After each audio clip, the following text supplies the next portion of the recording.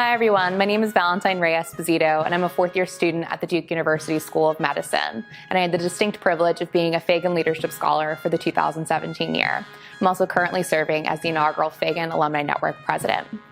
In the video that you're about to see, we attempt to capture the life and legacy of Dr. John A. Fagan. For those of you that know him, know that this is not any small task.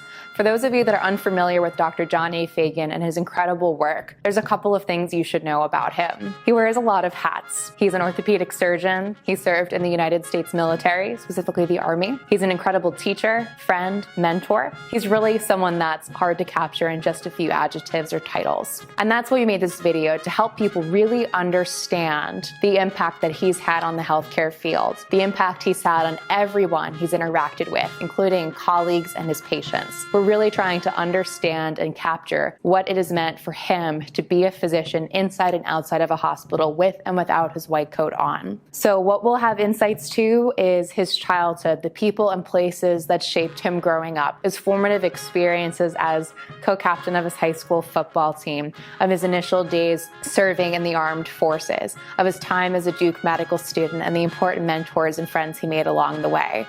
Our aim here is to show that his impact on the healthcare field through his leadership efforts is something that can't be measured, but we're doing our best to share that story with you today. When I left home in high school to go to college, and I went to West Point, so I wasn't looking forward to a big kumbaya experience. And my mantra when I left home was, the eyes of Texas are upon you, because I was fifth generation Texan. And that was all I could think of. But as the years have gone by, I've modified it to, doing the right thing at the right time, or the right reasons. Yeah. That's my mantra, but I know he took that one from you. But the eyes of Texas wasn't a bad one for a while.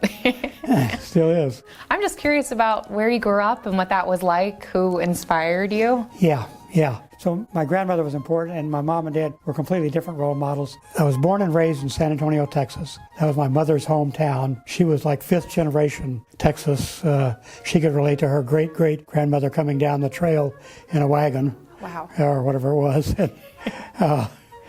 So I always did look on Texas as a home. My dad was born and raised in Murder Creek, Alabama, so we don't say that very often.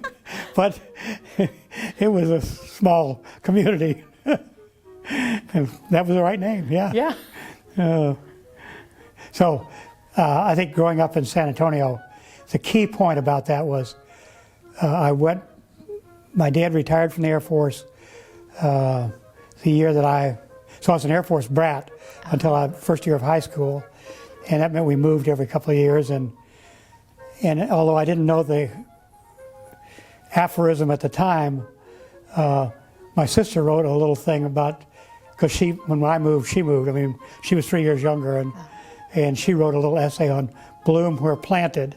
And I didn't know that aphorism, but that was sort of the way we lived, had to make a home wherever you ended up, and we moved frequently with World War II and all that stuff. But the key point of that was I went back to San Antonio when my dad retired from the Air Force, and I was just about ready to go start the public high school, which was 1,000 members per class per year. And my grandmother sort of figured out that I would be the youngest person in that class, and I wasn't very mature anyway. And she took me by the hand and took me over to the private Texas Military Institute, enrolled me there, and paid my way. And there were 30, I think, a little under 40 in our graduating class. So that was a real unique experience, and really got to know the military from that perspective, and then from the academic perspective also. And that, that then opened the door for me to go to West Point.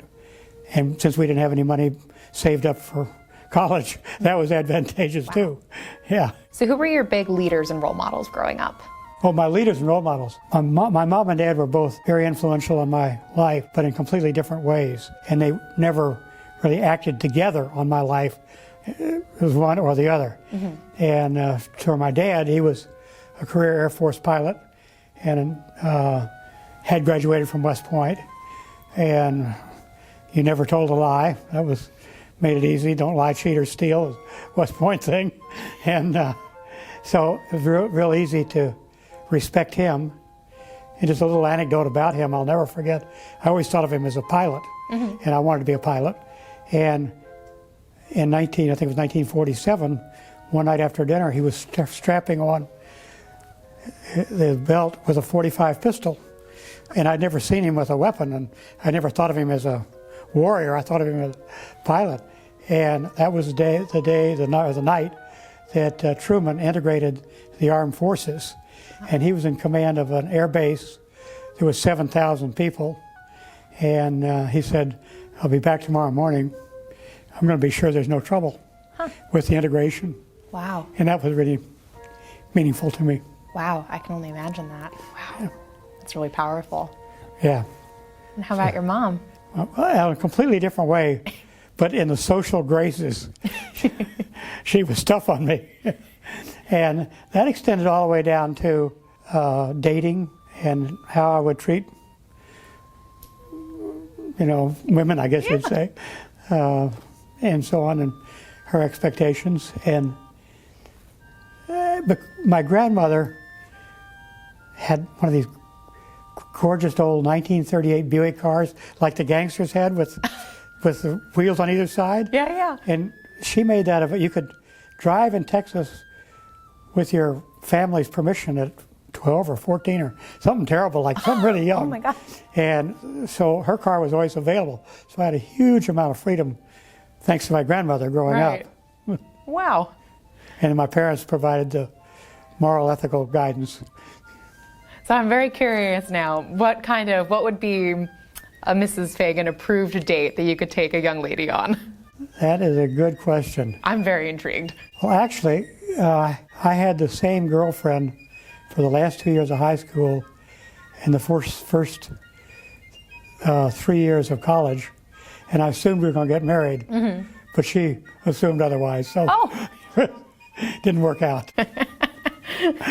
So when I was whining to my father about that, about my loss, he said, well, son, there's always, higher bushes and sweeter berries. Just get used to it. I thought you were going to say other fish in the sea, but I like that one a lot better. I'm going to start saying that. That was pretty succinct. Yeah, no, your family's full of a lot of succinct wisdom. I really appreciate it. Keeps you from thinking you're at the top of the heap. Well, they sound like incredible people. I appreciate you telling me about them. They were very, very important to me. And my grandmother, being a really strong figure in her own right, she had been married to a judge in the Texas law system, and he was killed in an accident before I was born, so I never knew him. But she was really influential in my life. Wow. So it sounds like you grew up around just these incredibly kind, generous, and just self-assured people. I picked them all. No, I was lucky. No, that's so nice to hear. So it sounds like you grew up in a family of leaders, and so I'm curious, what do you identify as your first leadership experience? We were lucky. We had a very strong coach who was a great mentor, and we wanted to win. And since our class was less than 40 people, to field 12 guys for football meant we had to be in this thing together. Oh my gosh. And so we did have a good winning record, and I think I was co-captain or trace captain or something. I don't even remember, but I think it was that will to win that we all needed, and whatever that extra strength you can have. Yeah. What position did you play? Oh, yeah, I was not very important. I played end for a while until I was running down to catch the ball for a touchdown, all by myself, nobody around me, and it bounced off my helmet. Oh, no. So they switched me to guard. So I don't know. Otherwise, I could have been, another NFL draft thing. That was going to be my next comment. Right. So I don't know much about football, but I know that 40 people is a very small roster. Right. So how did you motivate all of these young men through having, no reserve team to go out and play? How did you keep them going? Yeah. Fortunately, I was co-captain, and also our leading player was like a captain. He was still really a role model and great. And I think I learned from those two a lot about teamwork, probably. Two of us are still alive, I give him credit for a lot of my development. And our coach being a very strong role model, man of integrity and so on like that was really important. Wow, that sounds pretty incredible. It sounds like a movie that somebody should pick up. And I think that helped me in later years when I was team doctor for Duke basketball and had a good role model as a coach. Right. And didn't mess with either Coach Bobby Knight or Coach K and their responsibilities. I'm sure they appreciated that. So you reminded me just then that over the span of your incredible career in life that you've had more leadership roles than I think anybody could count. Do you have a favorite leadership role? Let me back up a step and say that really life had always been one step at a time. And early on in my career, I must have read on the stock thing, past performance is no guarantee of future success. So I never looked back with a plan for the future. It was just one day at a time. And I think I was lucky to have been surrounded at critical times by people who had a strong moral compass, integrity, and were good role models. I feel pretty similarly about my life. That it's all been, I always call it Duke serendipity, that for whatever reason, Duke's put me in the right place at the right time with all of the right people. Boy, isn't that nice to be able to Coach K would say to live in the moment. Yeah. And I never heard him say we have to win this one. It was always, let's live in the moment. Huh. I don't care if it was the last game of the Final Four. We're going to live in the moment. I really like that. Paid off. So was your favorite leadership experience working with Coach K or something different? Absolutely was working with Coach K. Because I had known him as a cadet when he was captain of the basketball team. Mm-hmm. And I thought, and this is erroneously, I thought he was a great captain of the team and great team leader, but I thought his IQ was about 80, and that might limit his career. But somehow or other, he took smart pills while I was gone and came back twice as smart as me. Oh, gosh. And he is the most amazing leader I think I have ever met, although I did have one great leader in the Army that had that charisma that he's got, Coach K has got. A quick story about the guy in the Army. We had 600 troops, and I was the only doctor, but I had been in the artillery before I went to medical school, so I was comfortable. So we were in the middle of Thailand, and our responsibility in the middle of Thailand was to be able to go to any one of their 3 borders and put on a show of force with her, like, if they were infiltrating the Thai border. So we all thought it was just sort of a game until 2 a.m. we got called out to move to the Cambodian border. So we're moving it in the dark at 2 a.m. with 600 people and troops and tanks and all that stuff. And so I went up to the colonel who was our boss, and I said, because he knew me well, he says, having been in the artillery and now being the doctor, where do you want me to be in this column? And he said, I don't care. We never got our ammunition, and this is a fake anyway. Okay. Oh my gosh. But it came off okay because we didn't have to do anything. Yeah. But yeah, we just stopped right there. In contrast to your rank, we had rank, but you didn't wear that. Right. You wore your white coat or were a surgeon. And so people responded to you for your patient care surgical responsibilities rather than colonel or whatever you thought you were. So it was leadership without authority, so to speak. And in the course of being 1 year in Vietnam, I got a lot of guys were already there when I was there. They were way junior to me as a surgeon, but they had to teach me how to take care of casualties because I hadn't learned that. And then the last half of my time in Vietnam, I was teaching young guys that had never seen a casualty before, and the role was reversed then. So it was a strong experience. So my roommate in Vietnam was Augustus White, Yale University, orthopedic surgeon, and black, and we roomed together. And so there are sort of two parts to this story. One part of the story is I said to Gus early on, before I really understood him or knew, patients would come in from the war, and they had their weapon with them. And some of them were black and some of them were white. And I made the mistake in naivety or ignorance of saying to Gus, why don't you see the black ones and I'll see the white ones? Because they had their weapons with them. And if you said, you got to go back and fight the war, I was really afraid of, you know. And Gus straightened me out on that one real straight.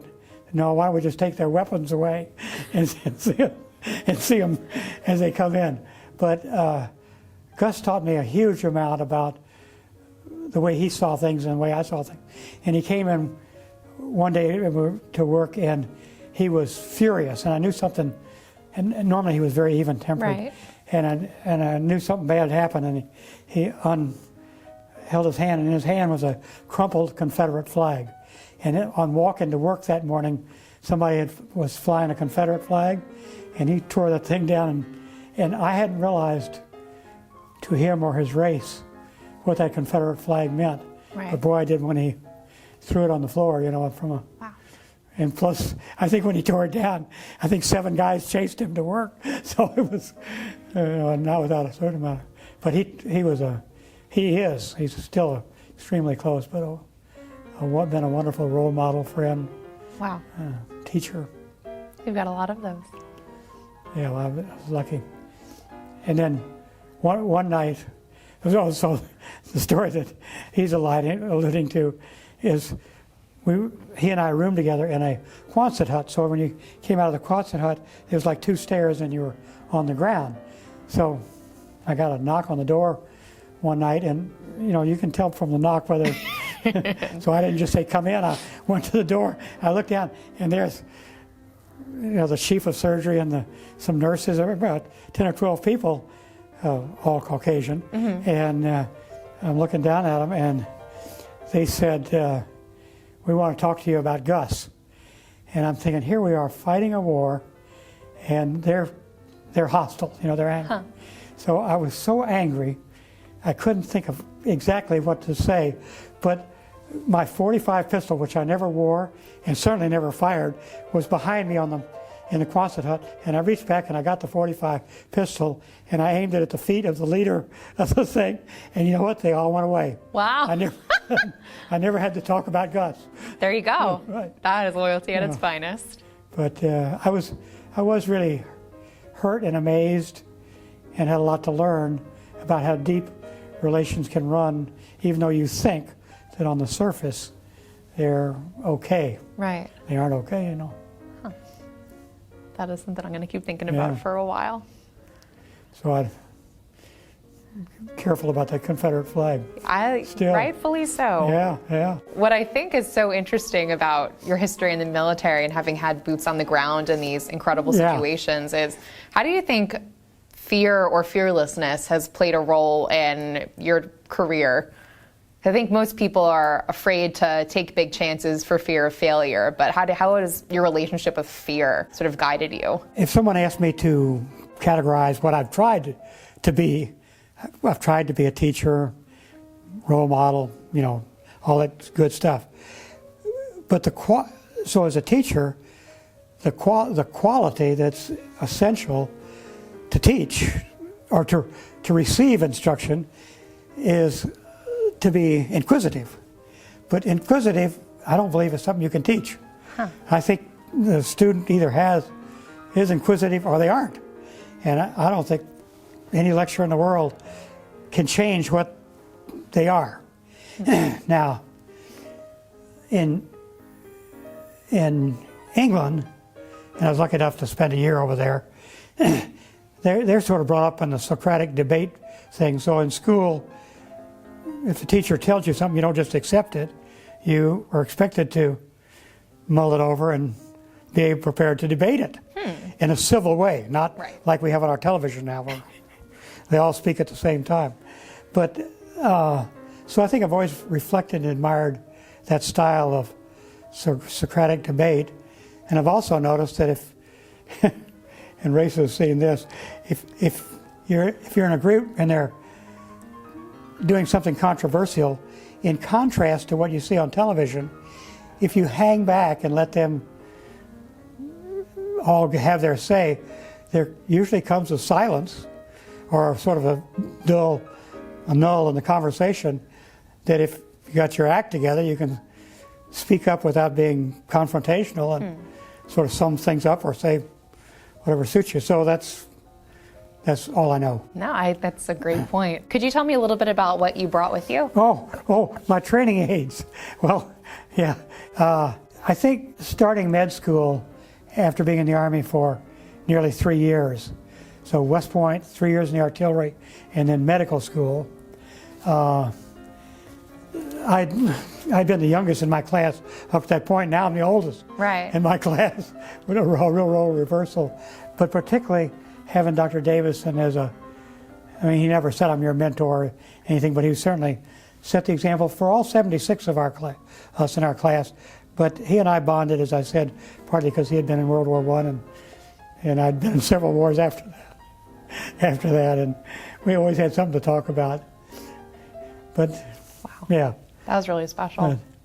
And of course, his stamp was on the medical school. I mean, you were in such an incredible way, having built it and knowing your name and face when you arrived because he had studied the pictures. So not to date you, but about how old are those? Yeah, I know exactly. I graduated from West Point in 1955, was in the artillery for 2.5 years, so this would have been 1957 or 58 when I started medical school. And so they are now 50 years old, more or less. Look at that. That's pretty incredible. But Dr. Davison, who built Duke Medical School, was dean and all that, and I think just going into our relationship, because he had been an ambulance driver he volunteered for World War I. Wow. And he had this belief way before I arrived. He had been head of the 127 deans of our medical school. We have 127 medical schools. And he did not want to see a federal medical school. And he promulgated, as the leader of 127, that if every medical school would take 2 federal medical students, we wouldn't have to have the expense and the narrow-mindedness of a federal medical school. We'd have a composite group, which was actually, particularly in medicine, which is very hierarchical, a great idea. And unfortunately, his idea never passed, but it helped me because when I came along, and I was out of the artillery and was a federal student, although I was on leave without pay to go to medical school, but he and I really bonded, and I spent a lot of time Sunday night dinners with him and his wife and so on. Wow. And she was a physician. Really? I didn't know. Yeah, and was a real entity in her own right. Wow. Yeah. What was the biggest thing you learned from them? It was to emulate his quality of making everybody a little bit better for having known him, which is a role model. Right. Yeah, and taking the responsibility for doing the right thing at the right time. Yeah. Switching gears, what did they cook for dinner on Sundays? I'm picturing these sort of like really nice home-cooked meals that medical students don't often have. Oh, yeah, no, we ate, this was at mostly up at the town of Roaring Gap, North Carolina, and we ate mostly at the hotel, but the hotel was a little different because it was established there for the guests of the 50 to 75 families that lived there. Now that was Hanes underwear, Winston tobacco, et cetera, et cetera. And so it was a very interesting place to be. And I was their student doctor. I mean, I was the doctor for the summer, but they all know that I was only a medical student. Student doctor. That sounds like a very interesting and I'm sure summer. HIPAA is involved, but one of those great names from yesteryear in the tobacco industry came in to get her ears cleaned by me every Wednesday. And I never knew what you should charge to clean my ears. They don't teach you that in medical school. That's kind of a judgment call, I Right. guess. Oh my gosh. It was not my finest hour. It's so great hearing about Dr. Davison just being president of the Davison Council, named after him. I love hearing about him and the man he was and how he shaped you and how you in turn have shaped me and my career and my sort of personal development. So it's really, really special to hear. Just to show his concern for the medical school that he built and so on. And when he was hired, he was very young, and he was at Hopkins. And he was recognized already as a young graduate of medical school as going to be something good. But when Duke hired him, he took it so serious. He took everything seriously because he was the first dean and all, and built the medical school. He insisted he wouldn't come here unless they built a medical school, and then he had to be free to govern the medical school. And when you arrived, all 76 of you, to start medical school, he had, because they had sent your picture ahead of time, he knew all of our names and faces. Wow. You know, that got your attention. Oh yeah, absolutely. That is And something. then so he got it on day one, got the 76 of us, into the conference hall and said, now, in spite of what you've heard, look to your right and look to your left, and they'll both be there when we graduate, because we intend to graduate everybody that has come. You've been carefully selected. Wow. And then he said, Fagan, because you have been in the Army and you're a little bit older than the rest of them, I'm going to make you, as a functionary, president pro tem of the class from now, which was the summertime, September or something, until Christmas, and then we'll have an election, because we'll know each other then. Right. I wasn't reelected president.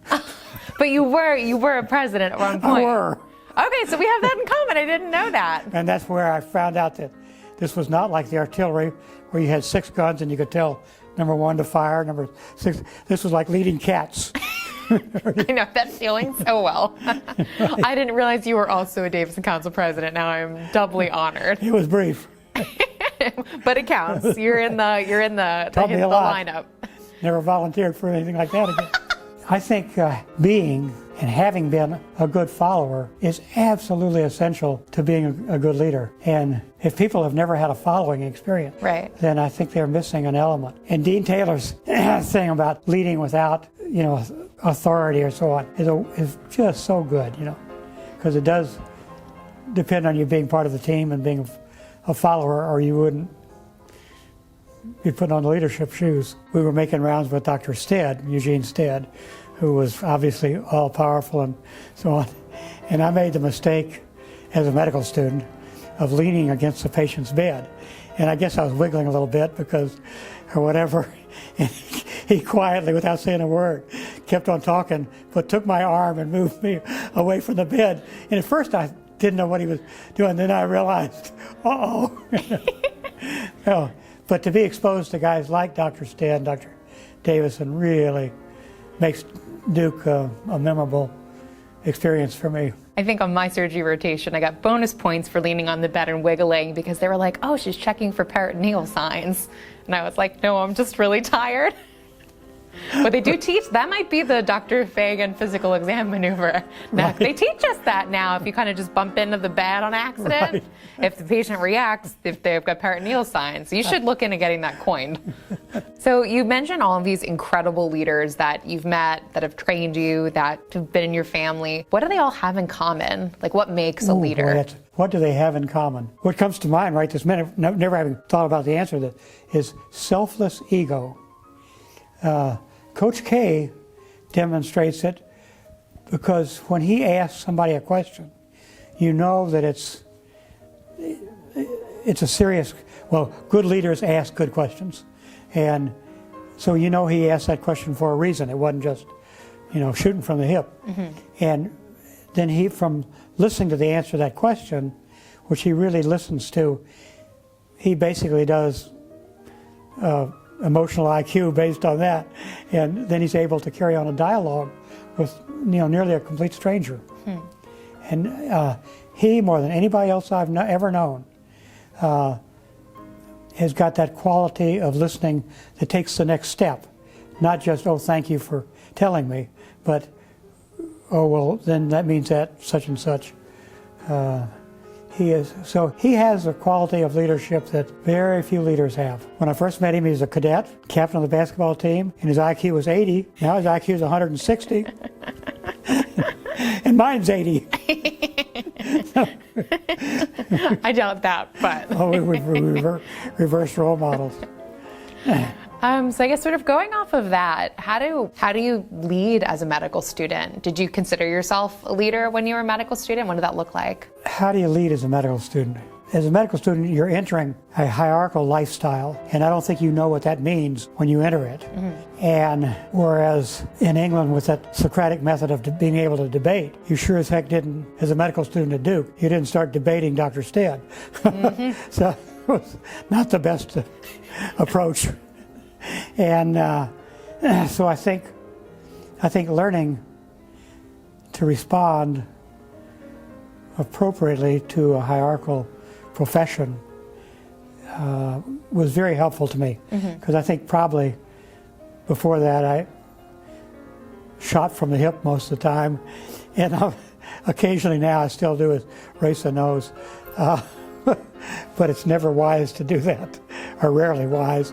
And now we have a role model at the very top of our national hierarchy who shoots from the hip, and I have to laugh because, you know, I learned the hard way that it's not always real wise to speak before you know what the territory is. So it sounds like your opinion is that you really have to sort of know the system to be able to take a meaningful part in it. Yeah. I would agree with that. Yeah. Got to know how it works if you want to change it for the better and make an impact. You know, early on too, I had an experience that at the time was a very bad, I'm going to relate it with it was a very bad experience, but I think that it taught me something that was lasting in a different way. But we had a surgeon that, I have to say, this is when I was a med student, kicked at a nurse. And I'd never seen that before, and since I wanted to be a surgeon, but I sure as heck didn't want to end up kicking nurses. So it set an absolute line that don't ever get in that situation. And so, although it was horrifying at the moment, maybe it was good in the long run to say, you know, everybody's got a role on the team, or because his teamwork ended right there. Right. It's hard to realize, but almost the first televised surgery was when I was like a medical student, and we had a surgeon who was at least nationally famous and had a big ego, and it was the first thing to be televised, this operation here. I mean, I'm sure others had been, but it was new using television to teach surgery. And so he put his hand down on the abdomen, looked at the camera, and made an incision, and his glove filled with blood. Oh my gosh. Of course, because we didn't like him anyway because of his ego. Oh my God. So that was the end of the first televised surgery. Were his fingers intact? He was lucky that he didn't cut deep enough for the tendons. Oh yeah, I was going to say. But they had to.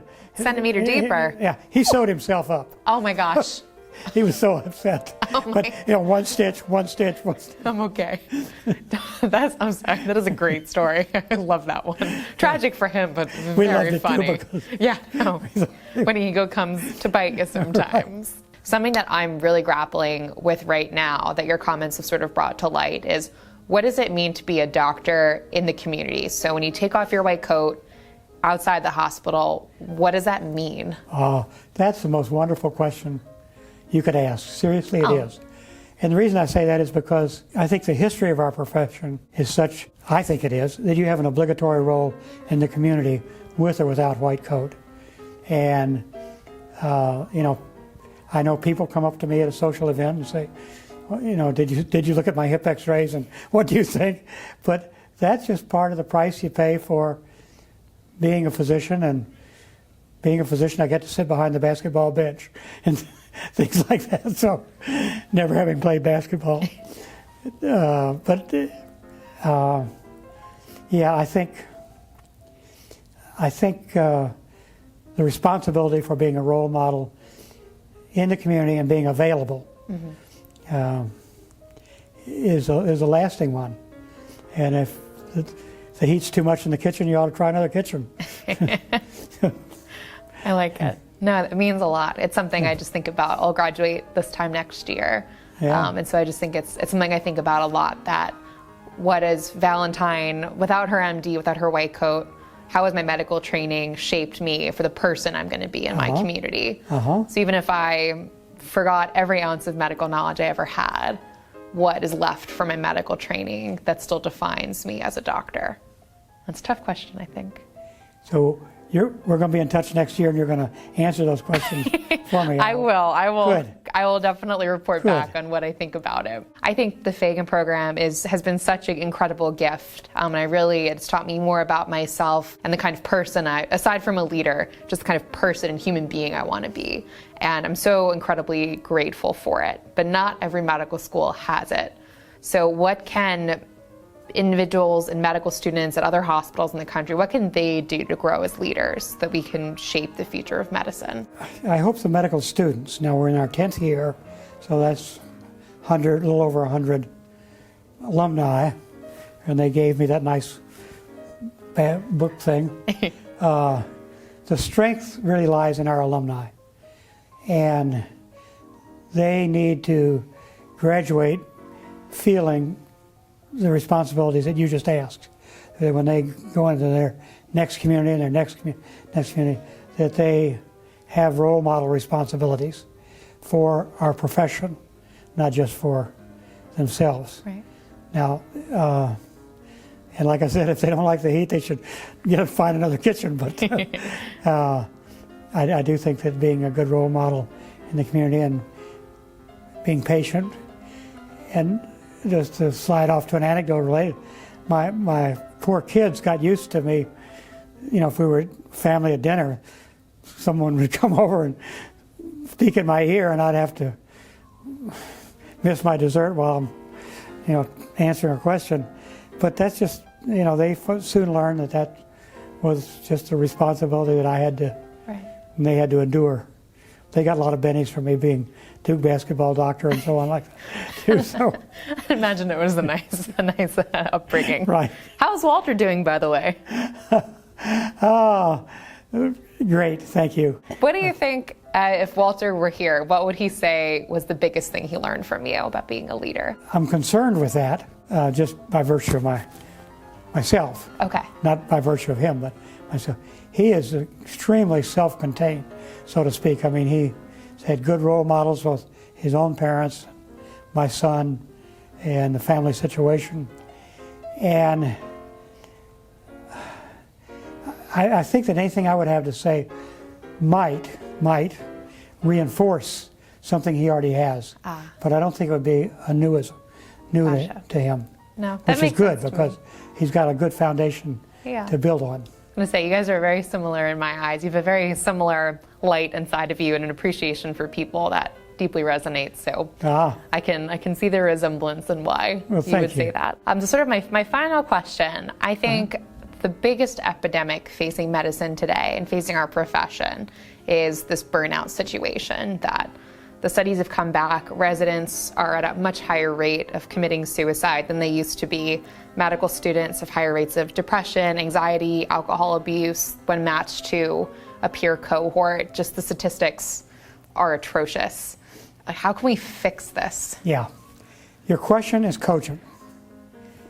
It's a little bit awkward and embarrassing to me, but that's not your fault. It's a valid question.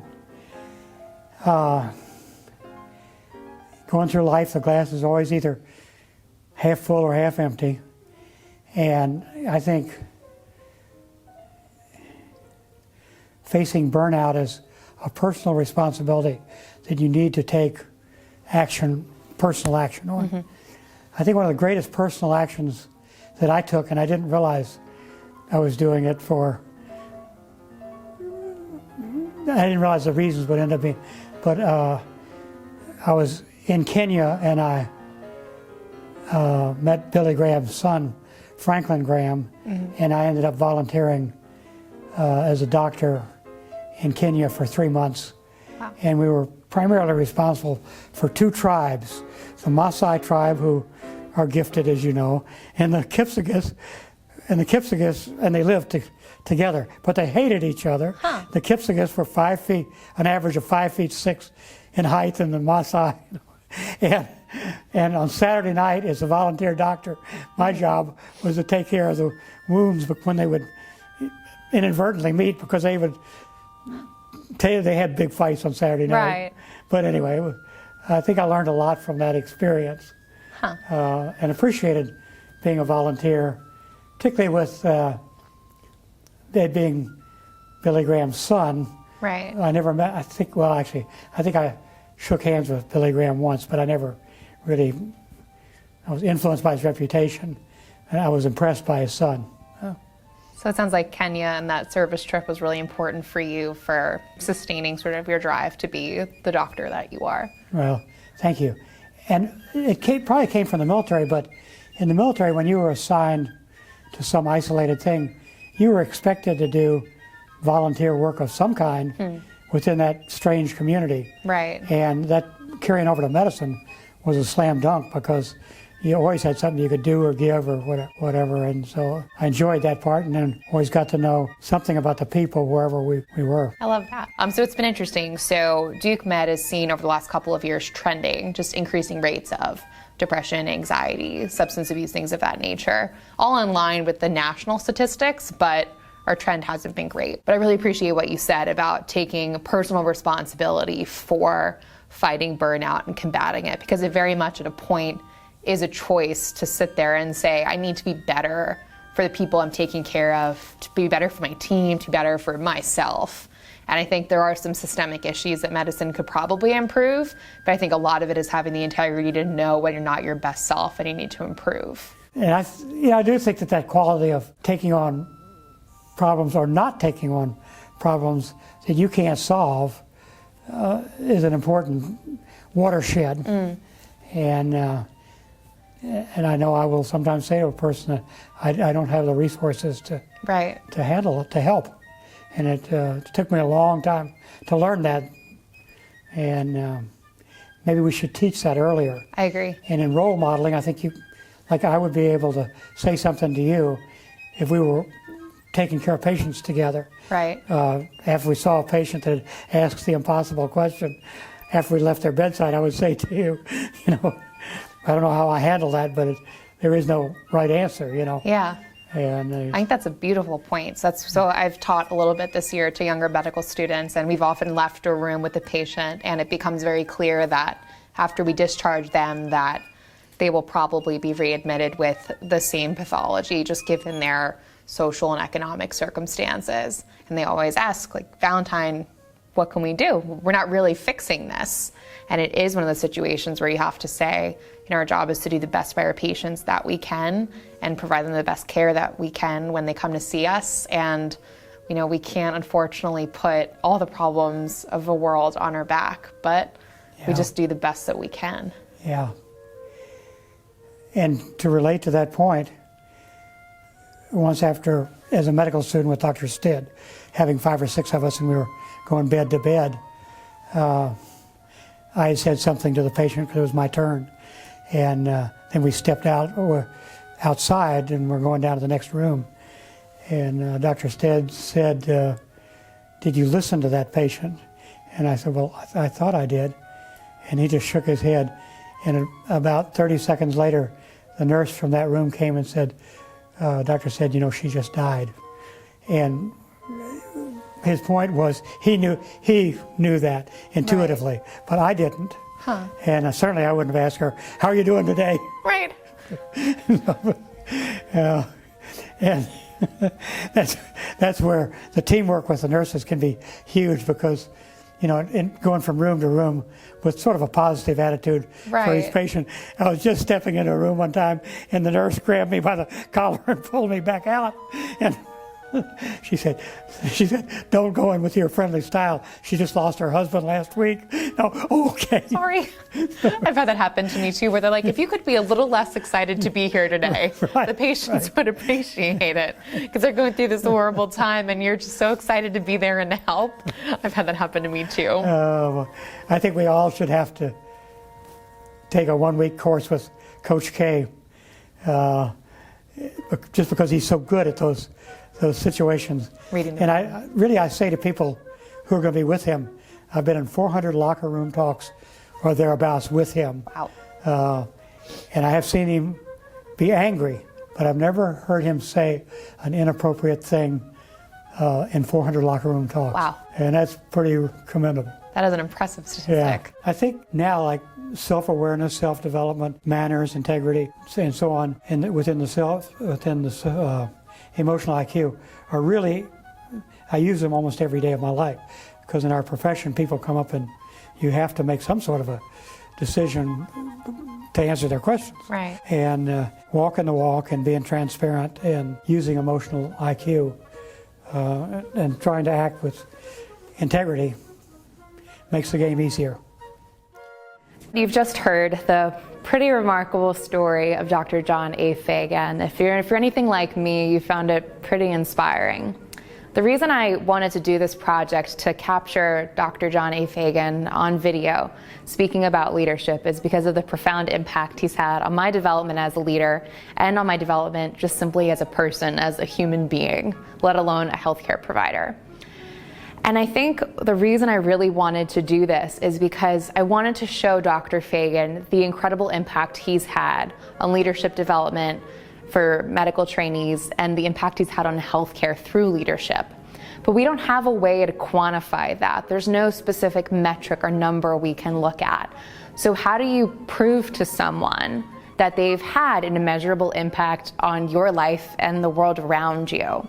And I think when you talk to Dr. Fagan and you hear his life and you hear his stories, it's most clear that the impact he has had is by sharing the stories of others, by sharing the wisdom, the knowledge, the passion he's accrued over a lifetime with anyone that is willing to listen. And for me, the most impactful story he shared with me was his time as a Duke medical student. And so something Dr. Fagan and I had in common that I wasn't really aware of initially was that we both served as Davison Council President, so student body president here at the Duke University School of Medicine. Davison Council is named after Dean Davison, the founding dean of Duke University Medical School. Dr. Davison was one of Dr. Fagan's most impactful and profound mentors, someone that I never got to meet. But through Dr. Fagan, I've gotten to learn the history of my school, the history of my position, the man behind the work that I'm doing and the values that he stood for. By sharing this piece of his life with me, by understanding what it means to be Davison Council President in its entirety and its historical perspective, I'm able to approach my job more meaningfully, more intentionally, and more authentically. And I wouldn't be able to do this without Dr. Fagan and his investment in me as a leader. But it doesn't stop just there. After sharing this story with me, this fun fact that we have in common, Dr. Fagan gives me homework. I have to report back to him every quarter of my time as president, tell him what I've accomplished, how I'm engaging the student body, and not just metrics of success, but how am I carrying myself and presenting myself to my fellow students and the hospital and the world around me. And again, there's no way I can ever give him a number, a real report of the impact that he's had, but the fact that I will carry that story, that history with me for the rest of my career and my life is something incredibly profound. So my hope is that you heard a story today, a piece of Dr. Fagan's life that you will carry with you for the rest of your time, and that knowledge of his world will help shape yours and ours for the better.